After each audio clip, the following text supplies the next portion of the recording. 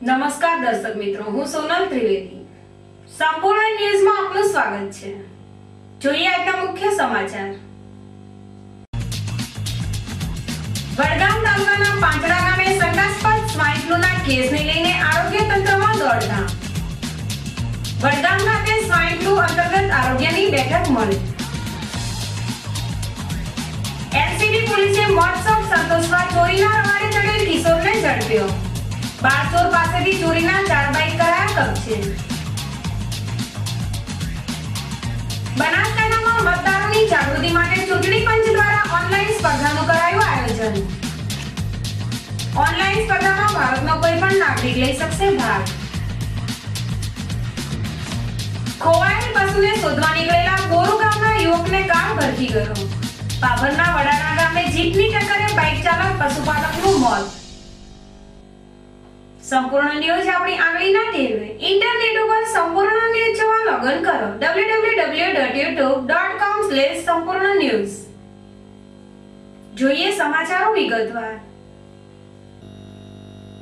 વડગામ તાલુકાના પાંચડા ગામમાં એક શંકાસ્પદ સ્વાઇન ફ્લૂનો કેસ મળી આવતા આરોગ્ય તંત્રમાં દોડધામ મચી જવા પામી છે.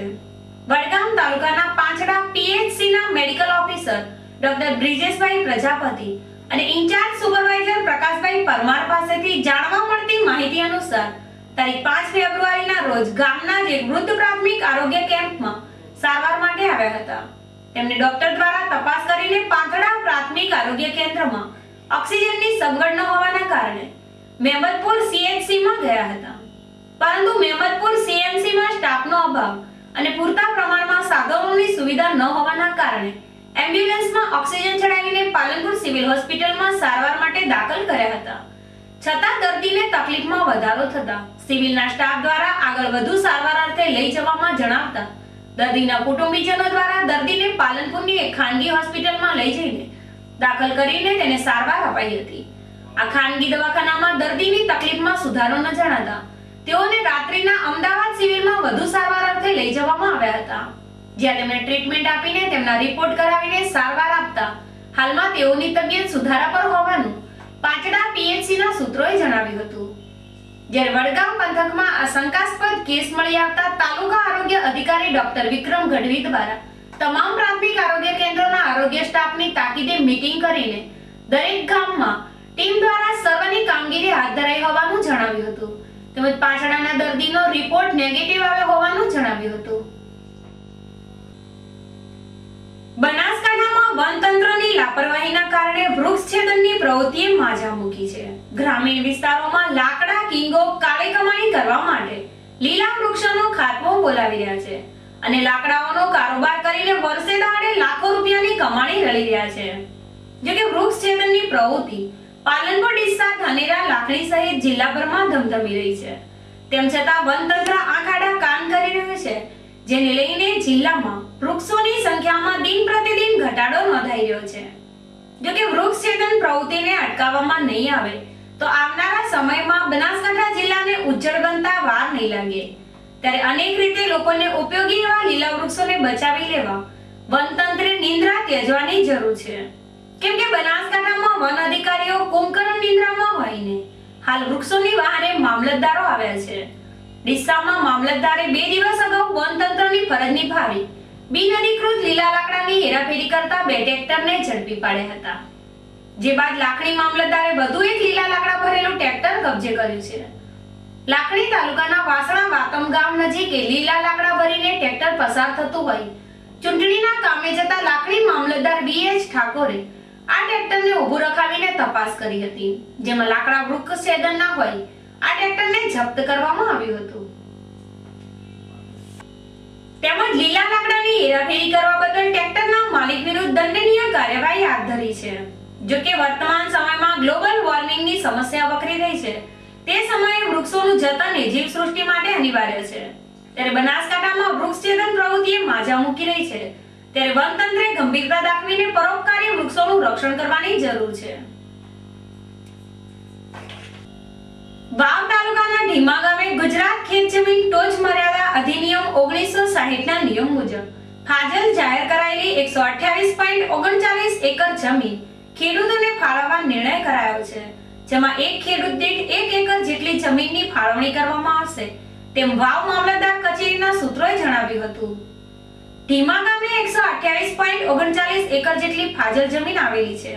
સરકારના અધિનિયમ મુજબ આ જમીન ખેડૂતોને આપવા માટે જાહેરનામું બહાર પાડવામાં આવ્યું, જે માટે વાવ મામલતદાર કચેરી તેમજ ઢીમા ગ્રામ પંચાયતના તલાટી પાસેથી નમૂના અરજી લઈને 30 દિવસમાં મામલતદાર કચેરીમાં અરજી કરવા કચેરીના સૂત્રોએ જણાવ્યું, જેમાં આવેલ અરજીઓના આધારે પ્રાંત અધિકાર દ્વારા દરેક ખેડૂત દીઠ 1 એકર જમીનની ફાળવણી કરાશે.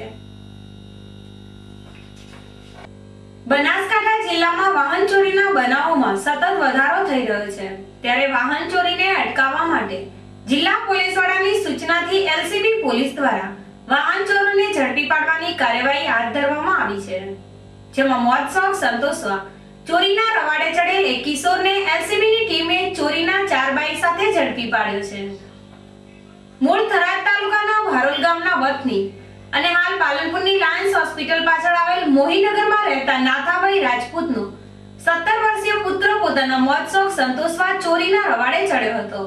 તેને પાલનપુર શહેરના વિવિધ વિસ્તારોમાંથી 3 બાઇક અને એક પ્લેઝરની ઉઠાંતરી કરી હતી. જો કે આ બાઇક ચોર કિશોર આજે ચોરીનું પ્લેઝર લઈ ગઠામણ સર્કલ ઉપરથી પસાર થઈ રહ્યો હતો. તે સમયે પેટ્રોલિંગમાં રહેલ એલસીબીની ટીમે આ કિશોર શંકાસ્પદ જણાતા તેને અટકાવીને પૂછપરછ કરી હતી, જેમાં તે સંતોષકારક જવાબ ન આપતા પોલીસે તેની કડક પૂછપરછ કરી હતી, જેને લઈને આ કિશોર બાઇક ચોરીની કબૂલાત કરી હતી, જેમાં શહેરના વિવિધ વિસ્તારોમાંથી જુદા જુદા 4 બાઇકની ચોરી કબૂલતા પોલીસે કિશોર પાસેથી ચોરીના બાઇક કબજે કર્યા હતા અને તેને પશ્ચિમ પોલીસના હવાલે કરવામાં આવ્યો હતો, જેને લઈને પશ્ચિમ પોલીસે આ બાળ ચોરની વધુ તપાસ હાથ ધરી છે. બનાસકાંઠા જિલ્લાના તમામ નાગરિકોને જિલ્લા ચૂંટણી અધિકારી અને કલેક્ટર શ્રી દ્વારા જણાવાયું છે કે ભારતના ચૂંટણી પંચ દ્વારા દરેક નાગરિક ચૂંટણી પ્રક્રિયાથી વાકેફ થાય અને મતદાન માટે જાગૃત બને તે હેતુથી એક ઓનલાઈન સ્પર્ધાનું આયોજન કરવામાં આવ્યું છે. આ ઓનલાઈન સ્પર્ધામાં ભારતનો કોઈ પણ નાગરિક ભાગ લઈ શકે છે.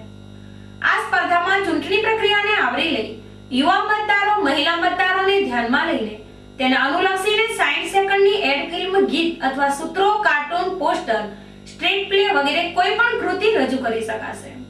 આ ઉપરાંત સર્વિસ વોર્ડ્સ માટે કેન્ટોનમેન્ટ મેરેથોન, સ્કૂલોમાં વક્તૃત્વ સ્પર્ધા વગેરે પણ આ અંતર્ગત સમાવવામાં આવેલ છે.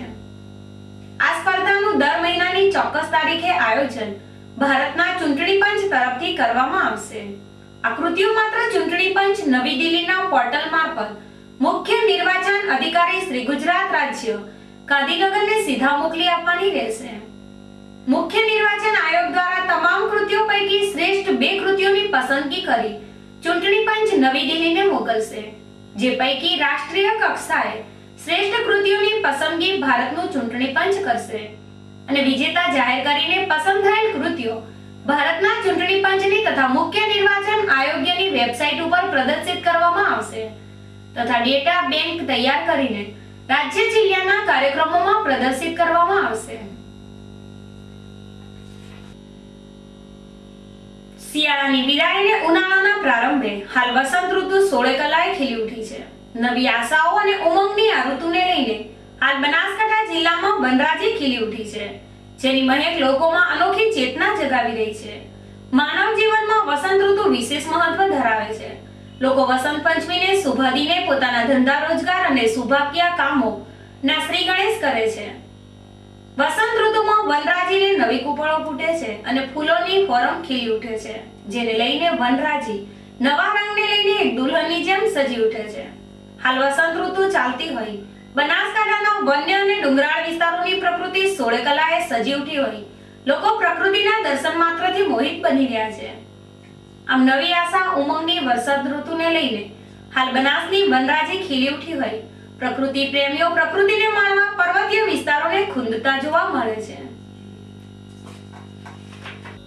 ડીસા તાલુકાની ઓળખસમા બટાટા ખોદણીની સિઝનનો વિધિવત પ્રારંભ થયો છે. પ્રારંભે બટાટાના ભાવમાં અનિશ્ચિતતા જોવા મળી રહી છે, પરંતુ આગામી 11મી ફેબ્રુઆરીથી કોલ્ડ સ્ટોરેજો ખુલ્યા બાદ બટાકાના ભાવ નક્કી થશે. આ વખતે અનુકૂળ ઠંડીના કારણે 10% વધુ ઉત્પાદન થવાની ધારણા છે. બટાટાની પ્રારંભાયેલી સિઝન 1.5 મહિનો જળવાઈ રહેશે. બટાટાનું વાવેતર થવા પામ્યું હતું, જેને સમય થઈ જતા બટાટા કાઢવાની શરૂઆત કરી દીધી છે. ગત વર્ષની સરખામણીએ ચાલુ સાલે બટાટાનું વાવેતર વધ્યું છે અને વર્ષે ઠંડીનું પ્રમાણ પણ જળવાઈ રહેતા ઉત્પાદન પણ 10% જેટલું વધારે થવાની ધારણા છે. જો કે આ વર્ષે બટાકાના ભાવોની અનિશ્ચિતતા જોવા મળી રહી છે. હાલમાં બટાકા કાઢવાની શરૂઆત થઈ છે. તે બટાકા માર્કેટમાં આવતા હોવાથી ભાવો વધઘટ જોવા મળી રહી છે. આગામી 7-8 દિવસમાં કોલ્ડ સ્ટોરેજ ખુલતા બટાકાના ભાવો નક્કી થશે. ત્યારે ડીસા પંથકમાં બટાકાની સીઝનની શરૂઆત થતા ખેતરોમાં લોકોની ચહલપહલ શરૂ થઈ ગઈ છે. મોટા ભાગે વાવેતર 1 થી 20 નવેમ્બર વચ્ચે થયેલું હોવાની સાંગા નામના બટાટાનો સમય પૂર્ણ થતા ખેડૂતોએ પિયતનું છેલ્લું પાણી આપી દેતા હવે બટાકા કાઢવાની શરૂઆત કરી દીધી છે. જો કે બાદશાહ નામના બટાકાની ખોદણી આગામી 10 દિવસ બાદ તેની શરૂઆત થશે તેવું ખેડૂત વર્ગ પાસેથી જાણવા મળ્યું હતું.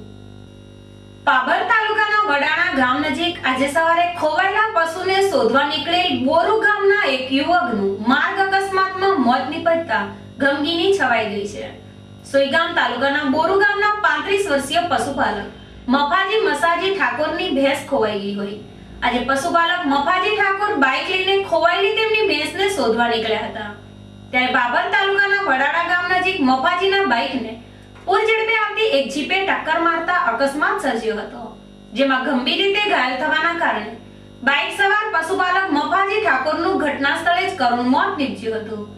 જ્યારે બનાવના પગલે ઘટના સ્થળે દોડી આવેલા લોકોએ અકસ્માત અંગે પોલીસને જાણ કરતા પોલીસે લાશને પીએમ માટે પાબરના સામૂહિક આરોગ્ય કેન્દ્ર ખાતે મોકલી આપીને બનાવની તપાસ હાથ ધરી હતી. જોકે ખોવાયેલી ભેંસની શોધમાં નીકળેલા બોરુ ગામના યુવકને પાબર નજીક કાર ભરકી જતા તેના પરિવારજનો ઉપર આગ તૂટી પડ્યું હતું.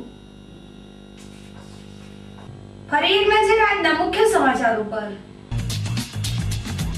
વડગામ તાલુકાના પાંચડા ગામે શંકાસ્પદ સ્વાઇન ફ્લૂના કેસને લઈને આરોગ્ય તંત્રમાં દોડધામ. વડગામ ખાતે સ્વાઇન ફ્લૂ અંતર્ગત આરોગ્યની બેઠક મળી. એલસીબી પોલીસે મોટસપ સંતોષવા ચોરીના રવાડે ચડેલ કિશોરને ઝડપ્યો. બારચોર પાસેથી ચોરીના 4 બાઇક કરાયા કબજે. બનાસકાંઠામાં મતદારોની જાગૃતિ માટે ચૂંટણી પંચ દ્વારા ઓનલાઈન સ્પર્ધાનું કરાયું આયોજન. ઓનલાઈન સ્પર્ધામાં ભારતનો કોઈ પણ નાગરિક લઈ શકશે ભાગ. ખોવાયેલ પશુને શોધવા નીકળેલા બોરુ ગામના યુવકને કાર ભરકી ગયો. પાભરના વડાણા ગામે જીપની ટક્કરે બાઇક ચાલક પશુપાલકનું મોત. આ હતા અત્યાર સુધીના સમાચાર. વધુ સમાચાર સાથે ફરી મળીશું. નમસ્કાર.